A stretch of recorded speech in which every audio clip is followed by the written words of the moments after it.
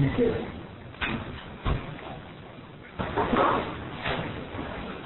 it's a good turnout for the weather. Thought maybe we could have a little training class tonight.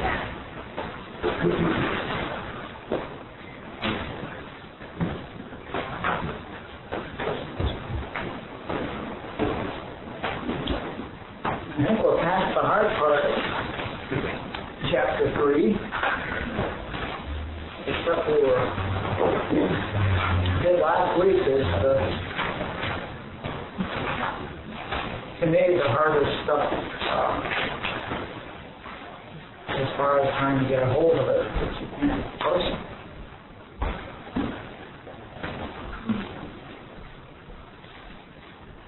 So let's just move on.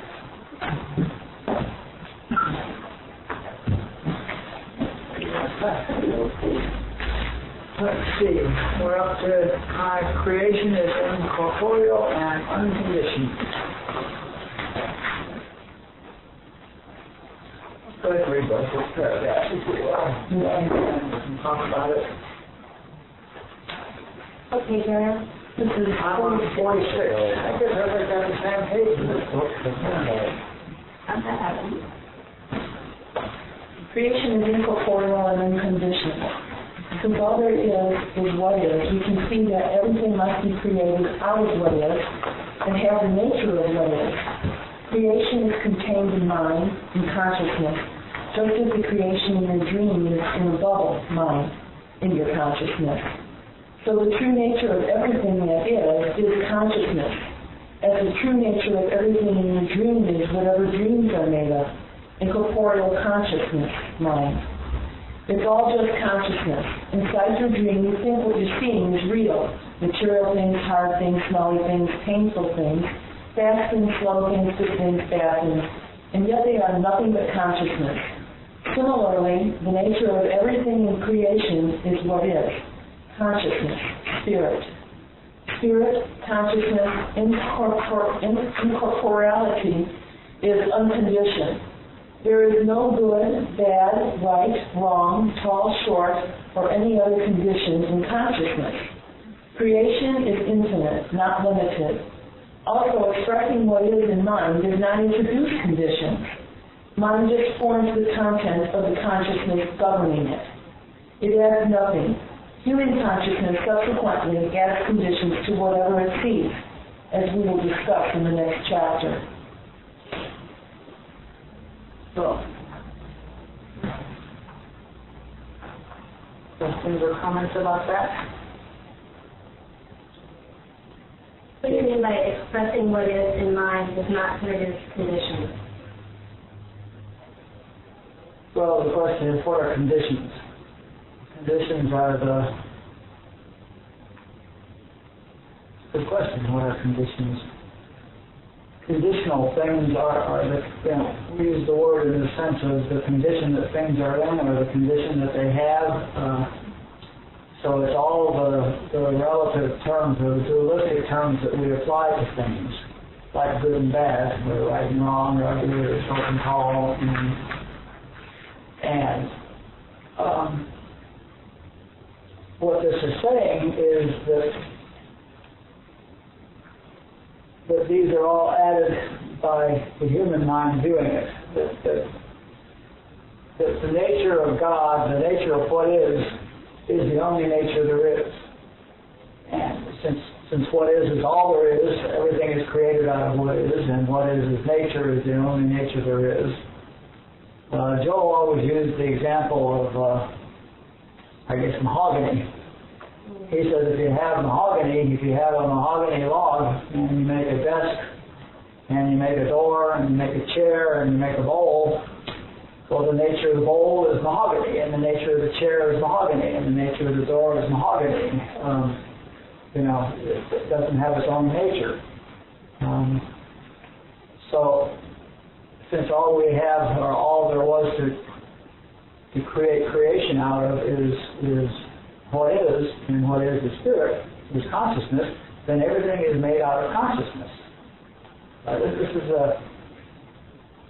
This is really an important thing as it underlies all the other stuff. This means that there is no materiality. there is nothing material. It means it's all made out of consciousness. And the expression of what is, the expression of creation is expressed in mind, because that's what mind is. That's what we mean by the word mind. The way we use the word mind, we mean that it's that faculty in what is that includes space and time and can express things. And it's exactly like your dream.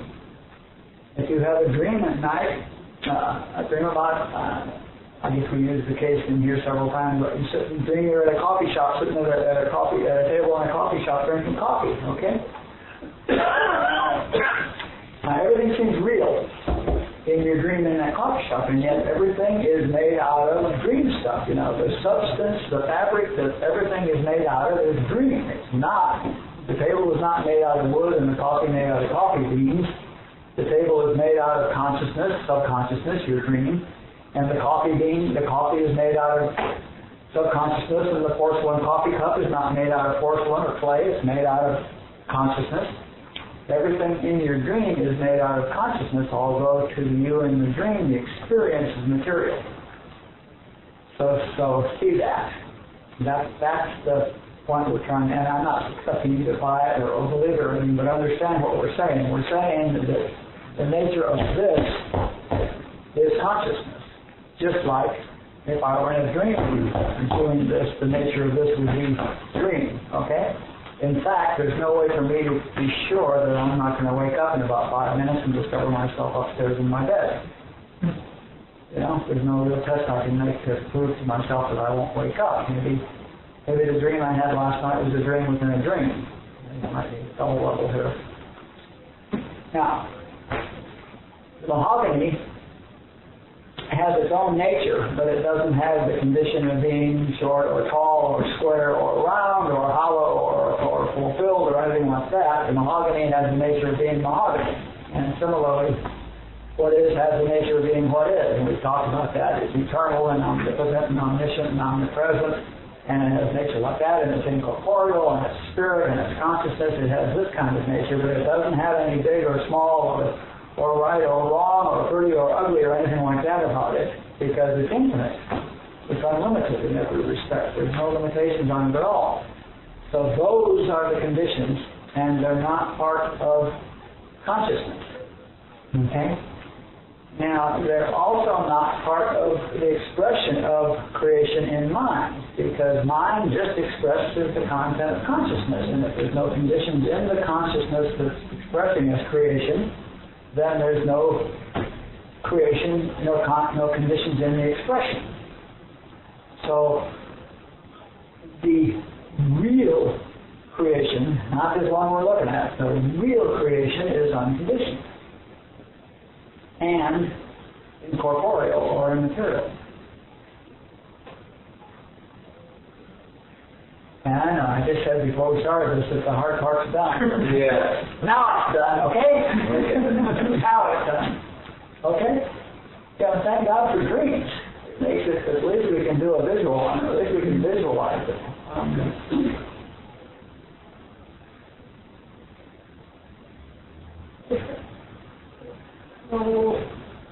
Where have I heard unconditioned mind? What is that? Mind is unconditioned. Oh, mind is unconditioned. Mm-hmm. Creation is unconditioned. Mind is unconditioned. There aren't any conditions in mind. There are conditions in the human consciousness that's viewing mind. So, thinking is what is conditioned.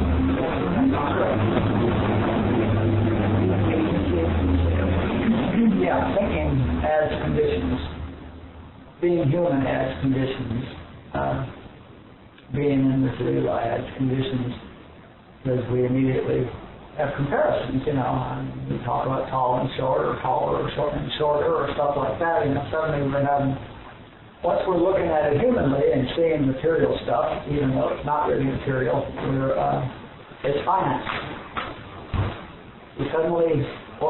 Suddenly we are no longer seeing this incorporeal, invisible, infinite creation. What we're seeing is 5 sense finite, within time limited interpretation of that, because of the nature of this body that we think we have. Our only source of input is the five senses, so we immediately are seeing finite. It finitizes everything that's going on, and it introduces creation conditions.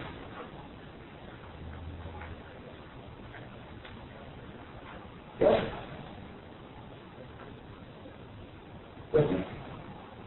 Okay. So what's going on? What is expressed. Joel's second principle is that God is expressed as a personal, individual consciousness. This statement is consistent with our axiom that all there is what is. What is expressed as an infinity of individual beings, individual consciousnesses. What is the consciousness that exists as the consciousness of all that exists. Stop on that one for a second. It's very carefully phrased that way, but hear it. What is the consciousness that is existing right now as the consciousness of all of us that exist, okay? What is the consciousness that is my consciousness and your consciousness? This consciousness that right now we're all conscious. And that consciousness is what is impersonal with us. Even though it's impersonal, individual consciousness, take it personally. This consciousness, and we can all say this consciousness, my consciousness, is the individual expression of what is. Creation is an infinitely complex, infinitely varied expression of what is in mind at all levels of consciousness, from what appears to us to be no consciousness at all, in inanimate objects like boulders, to responsiveness in plants, to instincts in animals, to self-consciousness in some higher animals, to the ability to create in mind, dream, in humans. Okay? So, what is expressed as all sorts of different levels of consciousness. Since all there is consciousness, and since everything is created out of consciousness, you've got to accept the fact that boulders are created out of consciousness. This is where the term vibration comes in. Boulders have low vibration, and we women have higher vibration, and like people have really high vibration, but I'm not sure what it is that's vibrating. That was never made clear, but any of that, that's all that's saying is that it's all consciousness. The impersonal, quote-unquote, in Joel's principle, with respect to us spiritual beings having human experiences, means that what is expressed as spiritual beings we really are. Personality is part of the human experience, not the spiritual being. The spiritual being remains constant throughout all the lives it experiences. It says we are expressions of what is. What is you. What is me. What is everyone. But it's the real us, the spiritual beings. What is the only I there is, and what is expression of itself as us is not affected by the concepts we as human experiences have about ourselves and materiality based on our five senses or by any of the limitations we impose upon ourselves because we choose to think of ourselves as human beings. These affect our own experience of ourselves in mind but have no impact whatsoever on what is spiritual creation. Okay, let's do each of those paragraphs separately. Joel says that God is expressed as impersonal individual consciousness, and I've just been saying that it's each of our individual consciousnesses, and yet we all think of ourselves as personal. And I really worked with that one for a couple of years. I kept wondering, what did he mean by impersonal? Until I finally got it, that it suddenly occurred to me that the consciousness that the individual consciousness that I am, is a consciousness that has been through, God knows how many lifetimes, okay? And in the last lifetime, I might have been a female, or I might have been Arab, or I might have been Chinese, or I might have been, an insane village idiot. I mean, who knows what I was in my last lifetime, okay? And yet it was the same consciousness, the same I that I'm experiencing right now. When I said I in my last lifetime, it was exactly the same I. And that I is the impersonal individual expression. And it's constant from lifetime to lifetime. Now, the body I'm wearing and the talents I have and whether I'm artistic or not and all the conditions that I've applied to myself, all of these things are the personality. But that's not the expression of God as individual consciousness.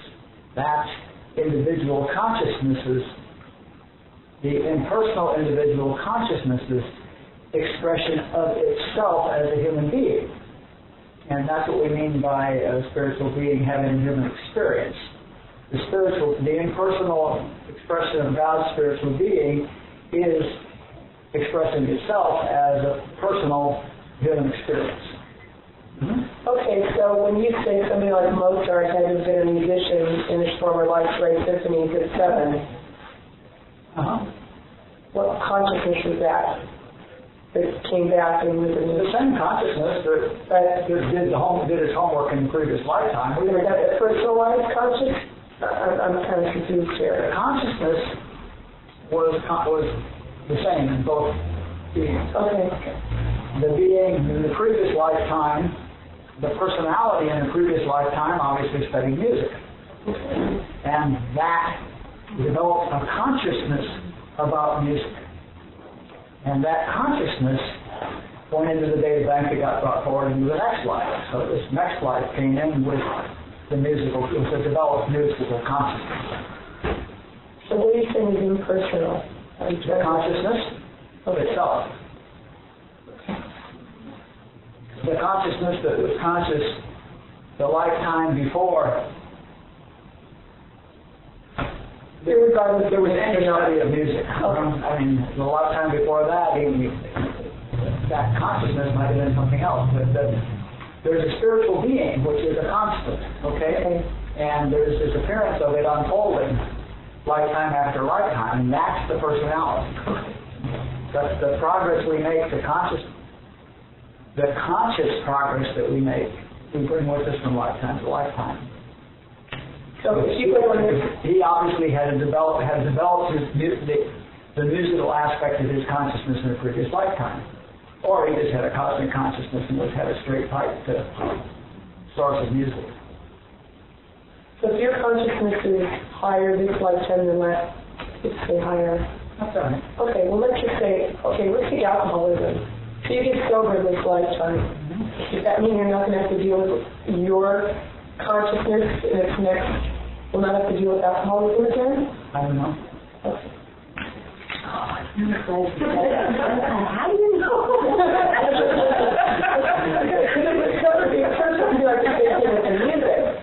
You're at a higher consciousness. If you have, alcohol, I mean, it's like, I don't know, if you manage to get clear on flu this lifetime so that you never catch flu, then that level of consciousness about that level of healing and health consciousness will come in next lifetime. Okay. But I don't know what you'll get tuberculosis.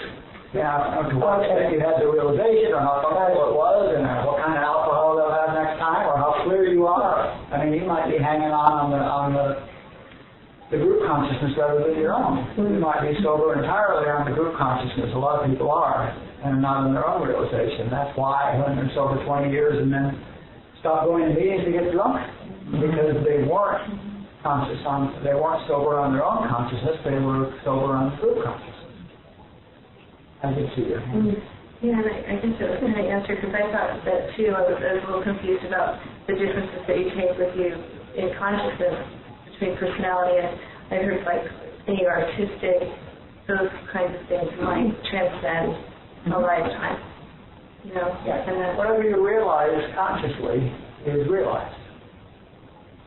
and getting quiet in their meditation practice and the realization that we have here, that is the awareness that we take with. Sure. Yeah, all the progress you make spiritually, and in fact, you know, if you look at life as a spiritual gymnasium, every problem that we're presented with, we either handle humanly or we transcend it and deal with it spiritually, okay? And if we handle it humanly, then we get to deal with it again. And we handle it humanly, we get to deal with it again. And it goes on and on and on until we handle it spiritually. Well, if we handle it spiritually, we're done with it. Across lifetimes. Similarly, if we don't handle it spiritually, we're going to get to deal with it in the next lifetime. And it's a lesson you have to learn. You know, you can't go to the 4th grade until you pass the 3rd grade. But once you pass the 3rd grade, you're in the 4th grade. And you don't have to go back. And graduation can happen in the middle of a lifetime. And having mastered all the material in the 3rd grade, you don't ever have to go back and do the 3rd grade again. So whatever we accumulate consciously or spiritually, whatever we have mastered spiritually, whatever we've realized, is ours. So on this point of personality versus spiritual truth, would mastering that spiritually be that whenever your mind focuses on a personality aspect of a person, you're like saying nonsense, that's not the truth about them? Well, yeah, we use the distinction between spiritual adult and kid, you know. I mean, the spiritual adult is really a synonym for God, okay? If your spiritual adult deals with the problem, it's dealt with. That's God's consciousness, okay? And your spiritual adult doesn't have personality. All your personality is down in the kid, in the humanhood, okay? It may be an integrated well kid, but all your personality is part of the humanness that stays with you even after your kids are integrated. I'm talking about other people's personality. Like when you're in an AA meeting and your head's going, all the observing people's personality. Yeah. And thinking thoughts about their personality. then whatever problems you have with that, you're going to continue to have because you're just looking at it at the human level. Right. So nonsense, that's not true. Yeah, Robert wouldn't even have said that. He probably would just sit there in the knowledge that his body wasn't him, and therefore your body wasn't you. And if your body's not you, how the hell can the personality it's exhibiting be you? He never had any question that there was a separate you. And that's a spiritual solution to every problem, okay?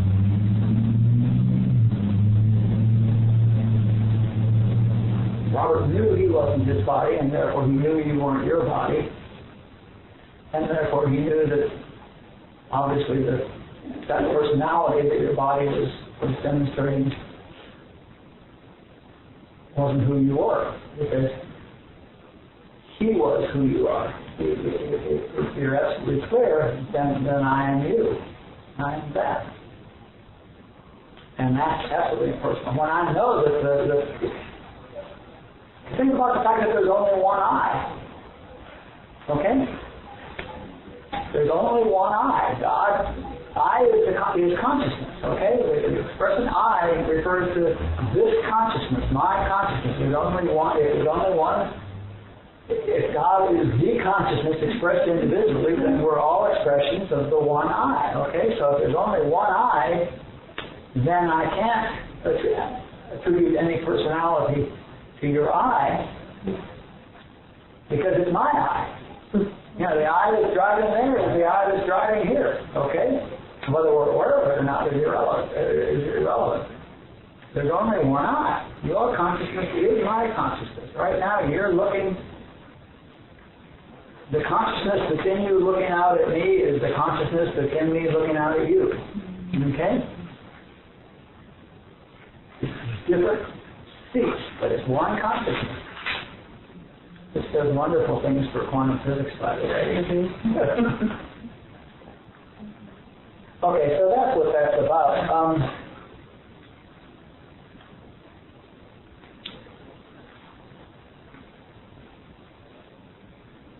And the other statement down here at the end is that having decided that I'm going to have a human experience and see all this stuff through my five senses and have all these limited concepts and put all these limited conditions on what I'm seeing and everything like that, it has absolutely no effect on God's creation. Okay? What anybody is seeing or anybody is doing or anybody is thinking has absolutely no effect on creation, on God's expression of itself. The only thing that the conditions I see have an effect on is what I see, not even what you see. Okay, so the conditions that I add are for me only. It has no effect on what is. And that will become important later on when we talk about healing, because the fact that we see flu doesn't mean there is any flu. God doesn't catch flu when we see flu on somebody. So I was talking with someone today who's a teacher of special ed kids, and she was telling me about this kid who blah, blah, blah, whatever. This kid whose mother doesn't feed him and comes in hungry every day and he's neglected. She's all upset about it. And I said, so he's not in lack.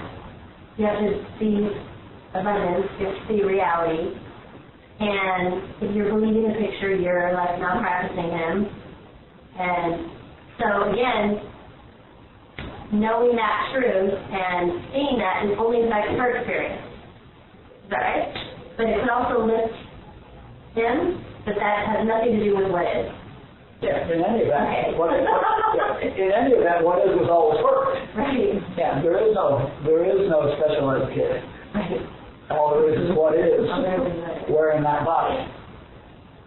There is no special ed kid. But it's no malpractice. Well, except that we use the word, and in the sense that we use the word, there is. But seeing you as an individual human being is malpractice.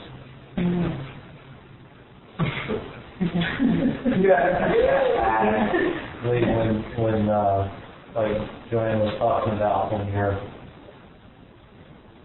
saying, okay, that's not true, obviously, well, not obviously, is what you're doing preparing yourself to default to the truth at, I don't want to say sometime in the future, but future now instead of then, because obviously if I'm saying that over and over to myself now, it's because there's a part of me that doesn't believe it. Kind of like the forgiveness. If I have to forgive you, then I ultimately did not know that you already worked it. So is that like a training mechanism, if you will, or is it more? I don't know what her motivation is, but Okay. I mean, that is a valid way to deprogram yourself and lift yourself above the belief in it. And the fact that we're so very conditioned in believing what we see that we have to do a lot of work to deprogram ourselves and lift ourselves above that. And that's certainly a valid technique.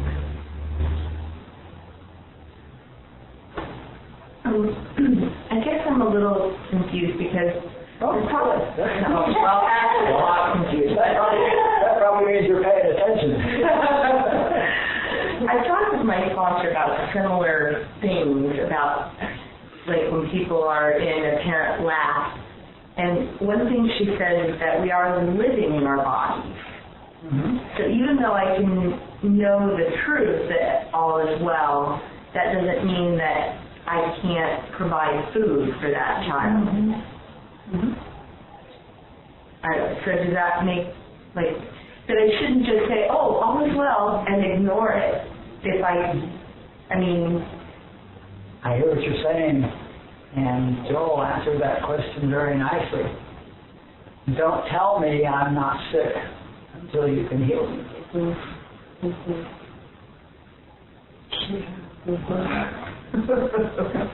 What I said to her teacher was know the truth while you're eating him. And focus more on the truth of his wholeness, well-being, blah, blah, blah, and less on the fact that you think there's this skinny, strong, little hungry kid, but while you're feeding him. Yeah, of course you take it into it. Right. Of course you meet the human conditions.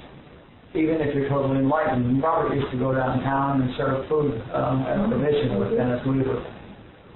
Just because he enjoyed hanging out with them and serving food. Okay. And why wouldn't you? It's your self-defeating.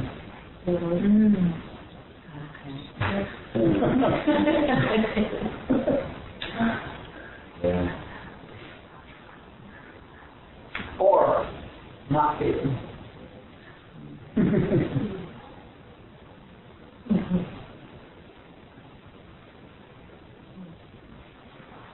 Okay, these are so hard.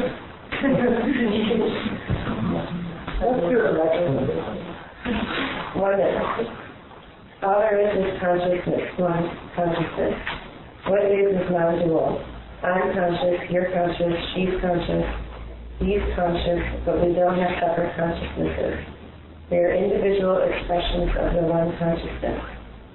Similarly, I'm alive, you're alive, trees are alive, bugs are alive. We are conditioned to think of my life, your life, and its life.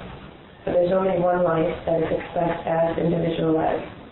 Each branch, each leaf of the tree does not have a separate life.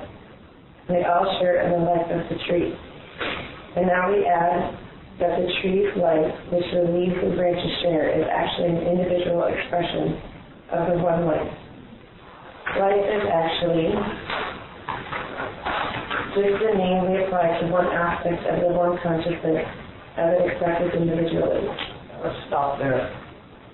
Do you hear what that's saying? You get that there's only one life. I don't have a life. You don't have a life. We're alive. But there's just the one life expression. God is one. What is one. And it's just multiply expressed. So there's only one life. Yeah. I like that analogy that I can remember you gave us, like the one about the trees in the forest, in this edge pick up a supposedly parasite, and the trees on the other end of the forest in a short period of time have protected themselves against that parasite. It's still way, way, way far away from them, like that consciousness is spread. That's the one consciousness. Yeah. But really get this individually. Get it that you don't have a life, a separate independent life. If you think of yourself as having an independent finite life, then that will be your experience. But if you correctly realize that your life is an expression of the one life, then you suddenly are immortal and eternal, because your life now is the life, which is not finite or small or terminal. Okay? See, even dying and having a finite length of life is a human concept, a human condition, and it's not part of the nature of your life. Your life is the life. I saw a hand there. No, you asked me that. Not there? You asked me that. Okay. So, one life, and start thinking about it. And you probably, if you want to, could go back and look at these paragraphs that we read here during the week and go back over it paragraph by paragraph. But, I would spend a day or a week or a month carrying around with me just the thought that this is not my life, this is the life, and thinking about the ramifications of it. Change your thinking about that. Your experience will reflect what you realize. So if you can realize that there's only one life, you will be immortal. Because that will be your life. I heard, does this coincide with the theory of, I don't know if it's 101 monkeys or 54 monkeys, but like if enough people start doing one thing, a group of other people that are not connected with the one group will change the behavior too in the same way. Like, well, that's the only one consciousness. Yeah. There's only one consciousness. There's also only one life. Is that the foundation for doing this production? The catechist word in the morning is realizing that too? That might be a part of it. Okay. So what you're talking about one life, one time. Yeah, that's not really specific. That would be a very good foundation for protective work. But protective work, we usually use the term as remembering that there's only one power. See, all this stuff is protective work. See, all of this is protective work, but usually we think about protective work as remembering that there are no individual powers out there that can have any effect on me. Okay?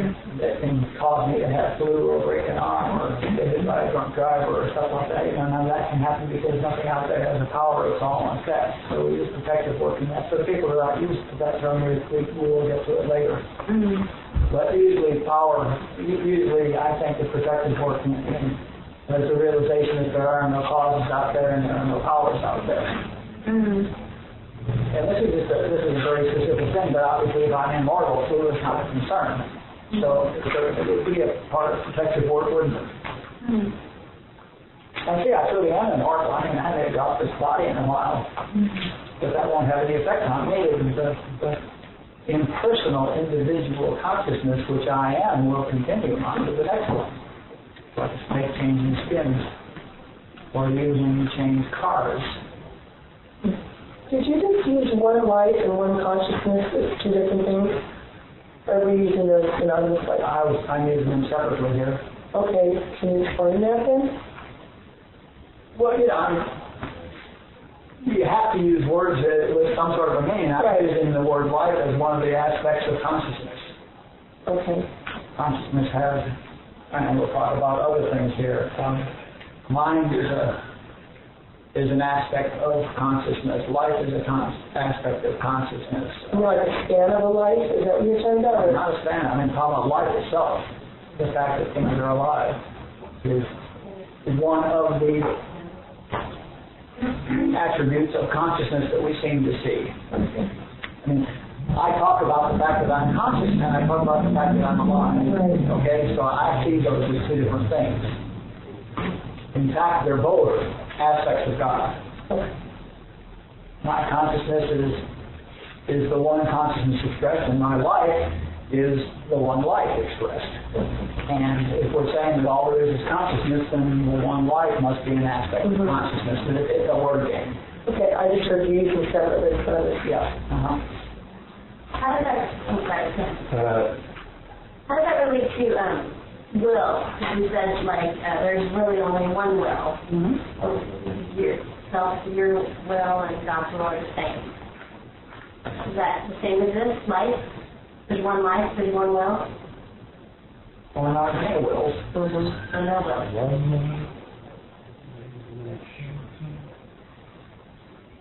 So this is about the will question. Yeah, I think so. Okay. And we like to get into that game, but all there is, and like I said, God is and it's not willing. Right. Okay. What do you have? I'm not sure. This whole lack thing. If I'm identifying something as lacking in something, in fact, it's just my own lacking. So fixing it on a human level doesn't necessarily get rid of lack, though, does it? It also reinforces it. Sustains the possibility of it. Yeah. If on the human level I change lack into abundance, then I'm guaranteed that I will get to watch abundance change into lack. This lifetime, next lifetime, sometime, I know this opposite end of the same state. As human. If on the other hand I realize that God is my source and my supply, then I can't experience lack. Or if I realize that God is expressing itself as me, this is my favorite supply. We'll do supply later on too, by the way, but my favorite one is if God is expressed as this individual consciousness, and if it is doing whatever it expressed itself as me to do, then it is not reasonable to think that it would not provide itself with what it needs to do that. Therefore, I am supplied. as long as that's the I that I think I am. But if Lee's down here wanting to go to the Bahamas, that's an entirely different issue, because God may not have manifested itself as Lee to go to the Bahamas. How can I think it's great in the most cases? So, if God is expressing itself here, then there can't be insufficiency for it to do that, can there? But if Lee's off on it's his plan, then all that's out the window. Does that mean, like, if you're feeling really drawn towards doing something, that the doors are going to just kind of keep opening because you're just fulfilling what? If that's why you're drawn. Okay. Yeah, you can always recognize when you're, we could say doing God's will, but what that really means is you can always tell a real good indication that you are now doing what you're expressed to be doing is that it's effortless. I mean, it may be hard work, Okay. but it just happens. It's just effortless. When I decided finally that I was going to go to India, I called to Geetam down there to tell them that I wanted to go to India, and they said, all right, you're on the plane in 3 weeks. Yeah, the plane was there, the seat was there, and everything was there. It takes 6 weeks to get a visa to go to India. So I mailed off for it. It was back in a week. Doesn't happen. That doesn't happen. I didn't have a passport. I asked for a passport. It came the next day. I mean, I was supposed to go to India. Everything was out of the way. It was just effortless. Because I've had things like that happen for me, and so even though my head keeps saying, with my career, I just keep feeling pushed in this one area, and doors keep very likely that you're on your God script, you're on your track, you're doing what you're here to do. Because I'm just expressing God as Dana. Mm-hmm. Okay. And you see now what I mean? It's effortless to pursue your career, although it's very hard work. Yeah. I mean, you may work 20 hours a day, effortlessly pursuing your career. Don't confuse what I mean by effortless with what I mean by work. So that's when you're not being a doer. Yeah, right. Then it just happens. It just flows. Okay, let's go on. We can just do this. There's only 4 more paragraphs. Let's do this one and call that quits for tonight. Who's next? Please. Also, there is only one mind, an aspect of the one consciousness. We think of my mind and your mind, but there's just one mind, which we all share, which we are all experiencing and being influenced by individually. Not only are there not individual minds, there is also not a human mind, a carnal mind, or a mortal mind. These are all just labels humans have come up with for certain sets of beliefs, entertainment, and consciousness affecting experiences. Already using that you might want to. That's another one you might want to spend some time with. What does it mean? Think about that when you go out there. Because we're so conditioned to think of my mind as private and independent of your mind. What does it mean that there's only one mind? And I'm using mind in the way that I told you I'm going to use it here, which is as that aspect of consciousness which manifests the content of consciousness in space and time. So, what does it mean that there's only one mind? It's like we've all got a porthole into this one mind. So you might work with that. But there's not my mind and your mind. There's the mind. It's this faculty which manifests the content of the consciousness that's looking into it. But it's the same mind that I'm using to manifest the content of my consciousness and that you're using to manifest the content of your consciousness, and that God's using to manifest creation. So there's a lot of things in that. Okay, now let's start that. Barbara used a metaphor of the diamond. Consider a diamond with many facets. The diamond represents what is. The diamond is all there is. Each facet represents an individual expression of what is. Each facet is a particular individual facet, but it is an integral part of the diamond. The diamond has lots of characteristics, which are also the characteristics of each facet. The diamond is carbon in a crystalline structure, and so is each facet. In fact, the carbon, crystalline nature of the facet is the complete nature of that aspect of the diamond. The entire carbonness of the diamond is completely present in each facet. Perhaps you can think of carbon as the substance of the diamond, which is also the substance of each facet. Go ahead, let's wrap up the diamond and then we can talk about it. Another aspect of the diamond is color, maybe blue-white. Each facet is also blue-white, not a part of the blue-white, or a little blue-white, just blue-white. Similarly, each facet is exactly as hard as the diamond, and the diamond is hard as the facet. So every aspect of the nature of the diamond is expressed fully in each facet of the diamond. And if you look in through any facet, you see the entire diamond. Now let the diamond be infinitely large, with an infinite number of facets, an infinite number of sizes and shapes. Perhaps we have a useful metaphor. Okay. Is that whether a girl's best friend? But it seems like each one of these is like we have this way of thinking about ourselves and believing, and this is saying, okay, set that down and look at it this way instead. And that's going to change your experience. Yeah, that's what I'm saying, for sure. That we have a conditioned, remember we went through the three levels of human consciousness, material and then mental and then spiritual. And we're very conditioned to see things materially. And as I said somewhere earlier, material beliefs are almost invariably exactly contrary to spiritual truth.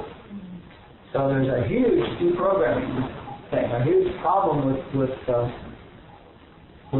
conditioning, which is constantly being reapplied by everything you read and everything you see and every television advertisement you watch and everybody you talk to. And every news program you see and every movie you see and on and on and on. The 6 billion people continue to echo to each other the lies that they believe about the material nature of God's creation, which is impossible if it's true that all there is consciousness. That God is consciousness and all there is consciousness. It's impossible that there be a material creation. All there can be is a material concept of creation. But there are 6 billion people out there echoing the fact that they don't have that piece of information and believe that this is real.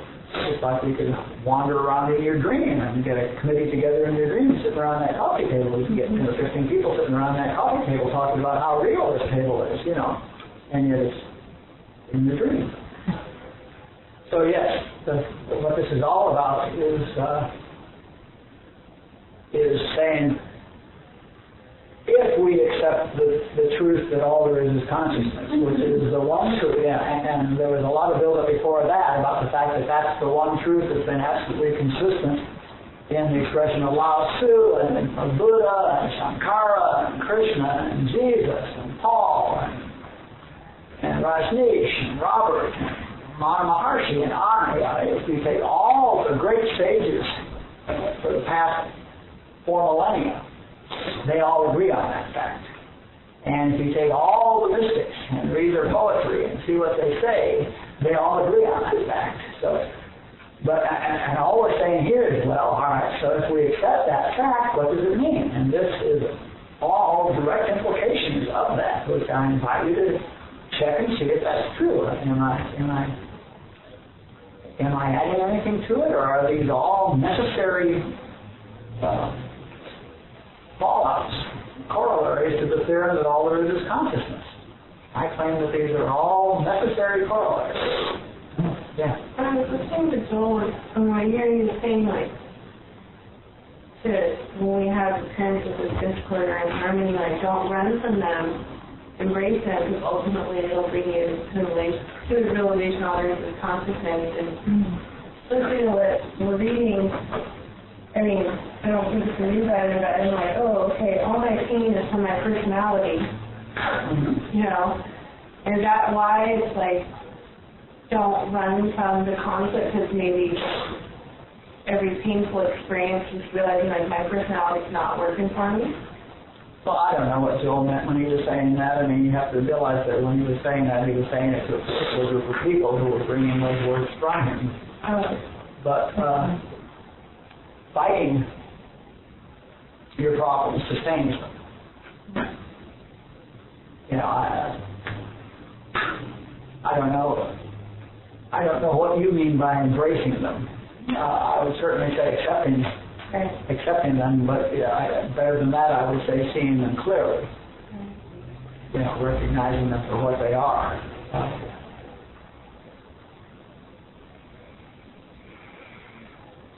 Certainly, you don't.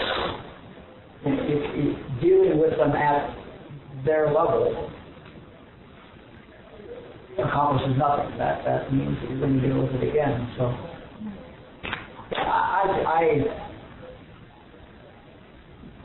my story is one of seeing clearly. When I see something clearly, it's over. You know, if the entire world believes and is conditioning you forever to think that 2 + 3 is 5, you know, and everybody knows 2 + 3 is 5, and it's taught in school, and on, and I finally come up to you and I say, hey, 2, 1, 2, 3, 4. You say, oh, yeah, okay. And now you got it, all right? And you see clearly that 2 + 2 is 4, okay? You see it clearly. And now, it doesn't matter what the 6 billion believe. You're not going to ever doubt that 2 + 2 is 4 or think that it's 5, and yet they will continue to tell you forever that it's 5. So, when you have a realization on any one of these things, you're done. You're free. You're clean. But right now, we're playing with them, and what we're saying, we're at the point now where I'm saying that all the sages and the people that knew and the wise men since the beginning of time say 2 + 2 is 4. And but until you've had the realization, you know, you can't. You're not free of being influenced by the fact that the news still read every morning and telling you how hard it is dealing with the fact that 2 + 2 is 5. But that is true. I have a question. I believe to have seen a few things. It feels like I've seen them and know them, yet I find myself drawn to explain or justify that to someone who's telling me it's wrong. And in retrospect, you know, I always think, why in the world was I engaging in that conversation? Is that part of still not truly knowing that? Or that's because you're dual experience. Your spiritual adults have the realization. Your kid hasn't had it yet. Oh, that makes sense. Your kid's got to feel good about herself, so she wants me to co-sign your bullshit or your truth. Yeah, that makes sense. So if your kid needs to explain it for whatever script problems you have, that's why this is a threefold thing.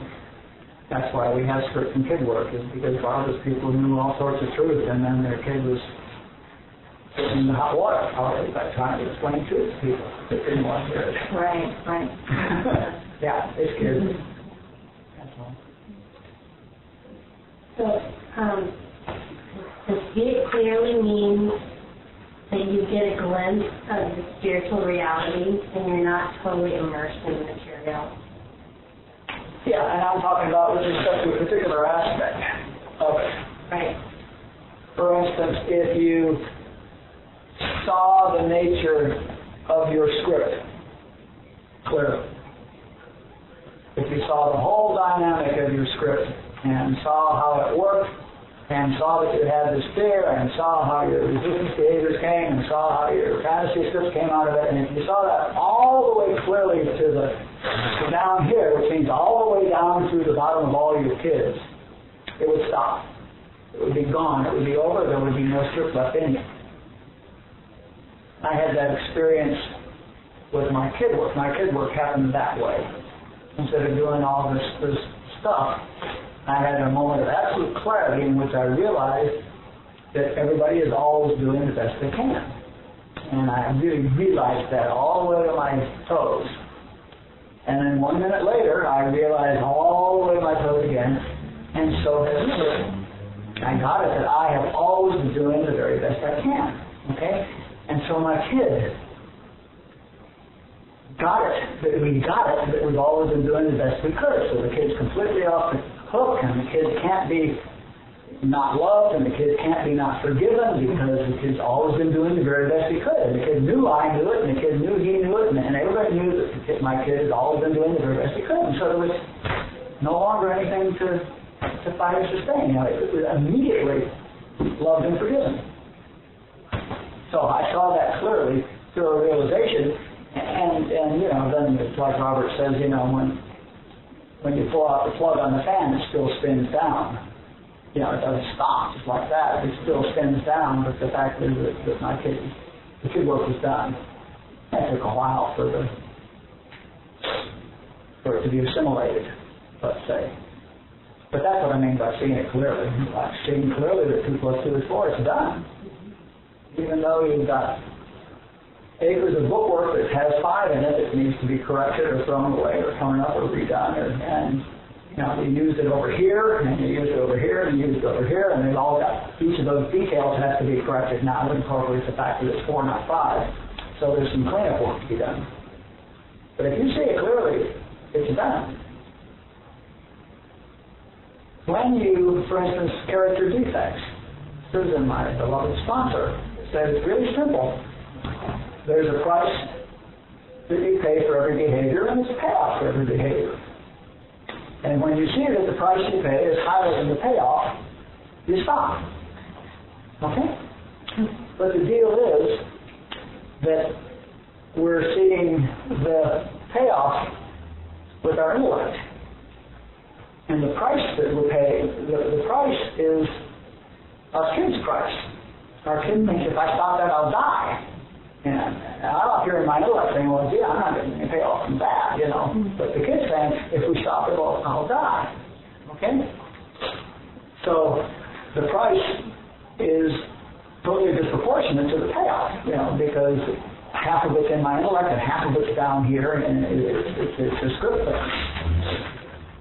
But if I really see it clearly, which means to the bottom of my kid, if the kid sees clearly that there's nothing threatening it, that it's not going to die, that the script is a lie, and that this payoff, that the resistance behavior is sustaining the script and causing the misery, and that it's just a story, and that it shows this other story, you know, if the kid saw that clearly, it would be torn up like that.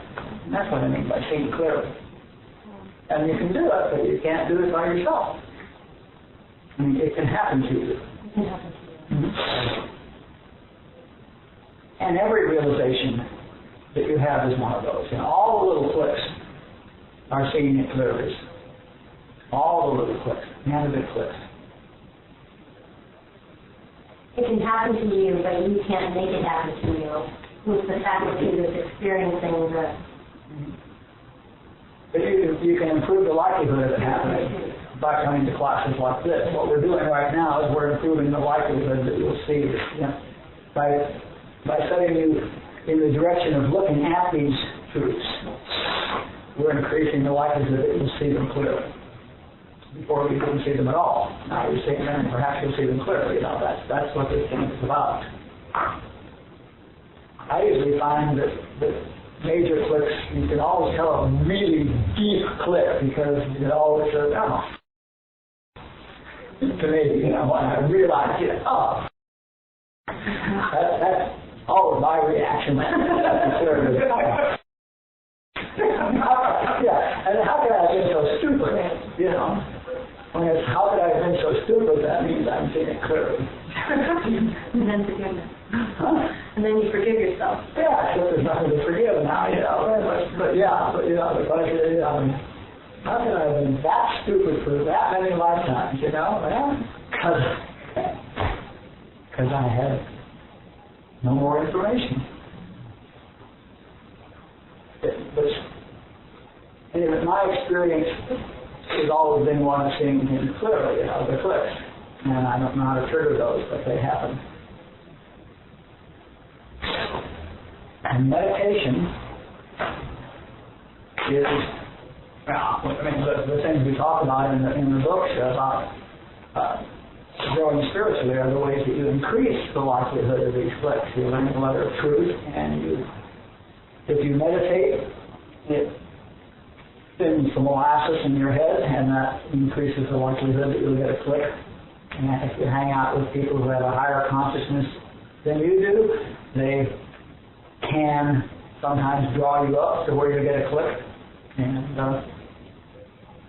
or closer to a click, you know, and hanging out in a community that reinforces the truth rather than reinforcing the lie.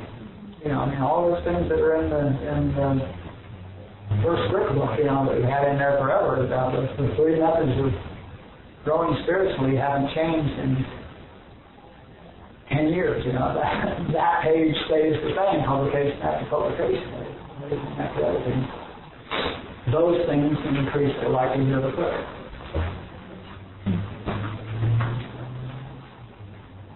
Don't let the dog click.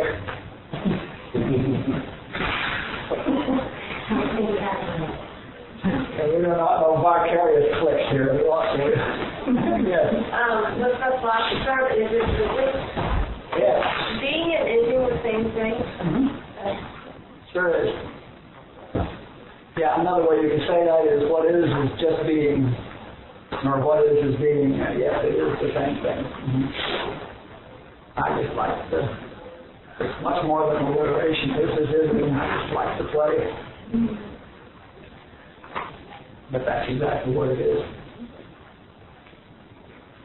Is there a new flashcard for this week? No, let's do that one again for another week, and then we'll wrap up this chapter next week. We've only got 2 or 3 more little sections left, and we're definitely on the downhill side of this chapter now. Then we get out of the clouds into the mud. What appears to be is next.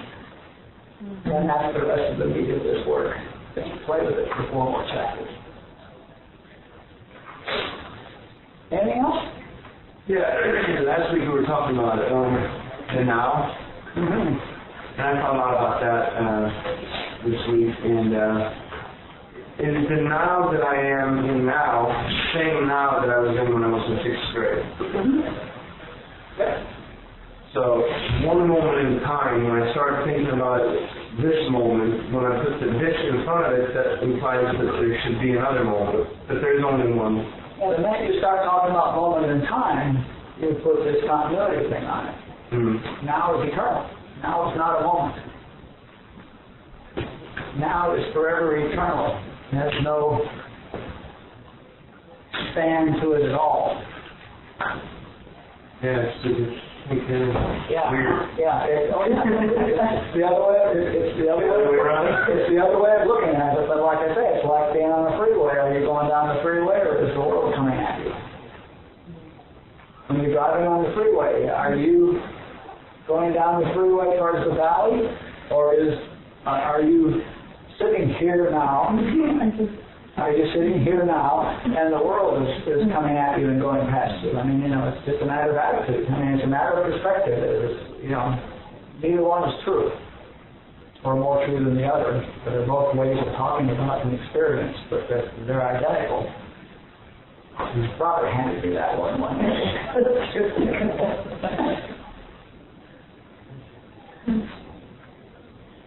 Which way? What happened to you when you're driving out here? Are you coming here, or is the world going past you? I said, no, the world's going past me. He laughed at me. Correctly.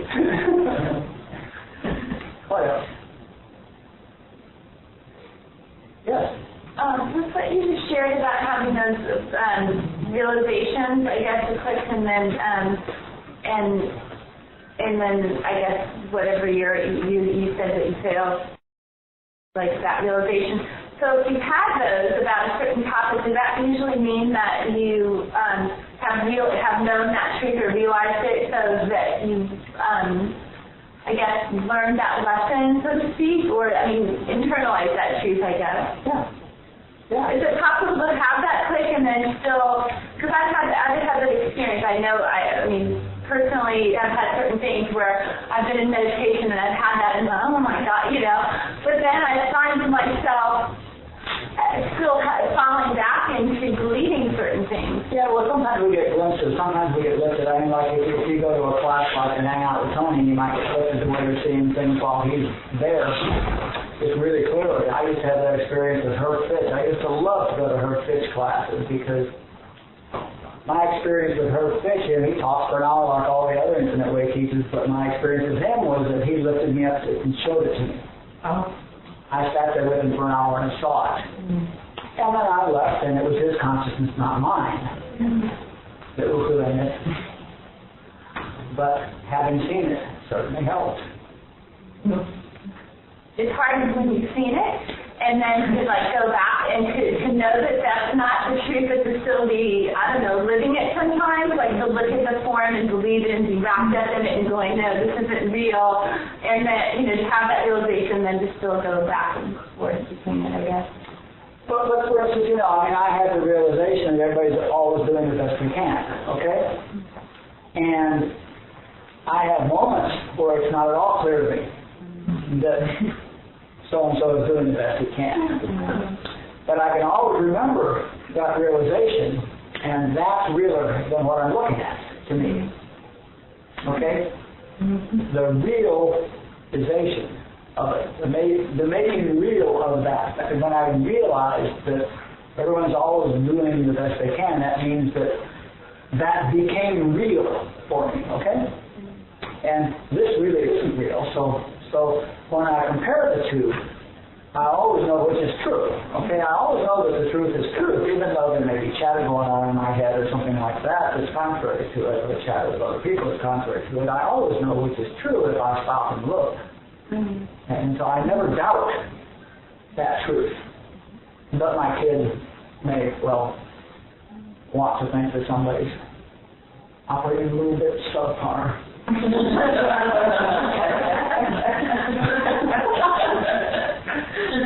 But it can't sustain it in the face of my spiritual adult. Because it knows, too. Even though it would like to believe that once in a while. You can reinforce and remind yourself of that click, right? Okay. I just have to think of it. I know that. I actually know that's true. Yeah. There's no question about that. For me, I just had a recent clip at my business meeting where really do create the misery and stress. Yeah, you've seen that, huh? So I'm still tempted to do that. Sure. It's something to survive, but it's like... But you won't be able to sustain it because you now know that you've now mastered the price versus payoff part of that, okay? Right? Wow. And so you're fine. Right. Because you're not insane. We're schizophrenic because we have kids, but you're not insane. Right. If it costs more than you get, you typically don't buy it. My kids didn't get that. That's why But that's why we talk about rearing the kids. See, I was really lucky. The only reason that worked for me was that I got it so deeply that my kids got it. It went clear through to my toenails. It did not stop here or here. It went all the way through past the toe.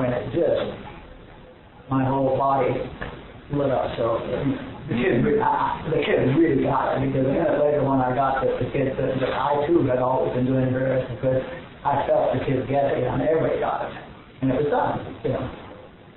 So that kind of thing really came in happy.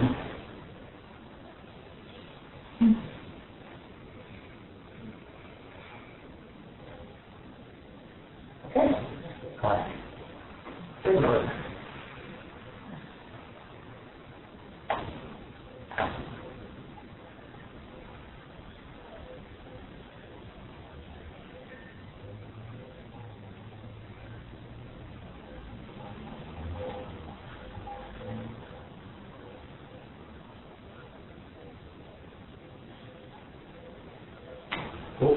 Thanks for coming. I love y'all.